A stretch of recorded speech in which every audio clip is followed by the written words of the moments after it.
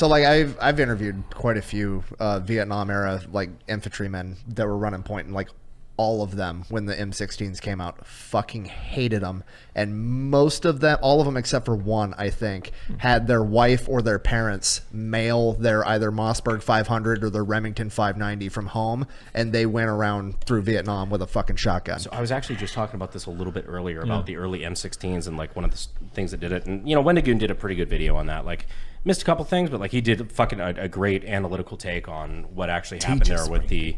military industrial complex, and like really just like the people, the powers that be, not wanting to move to the M16 and ended up sabotaging it. Like the cartridges that they were using at the time, the manufacturer, like Eugene Stoner, basically saying like, hey, you should never ever use this type of powder for the cartridge for the 5.56 that you're using for this. And they were like, yeah, but we have a shitload of that powder and it would be a lot cheaper. And they already hated that, and they wanted to keep the M14 or whatever it was. So they used a lot of that powder, and it caused a shitload of issues, a load of jamming issues with the M16.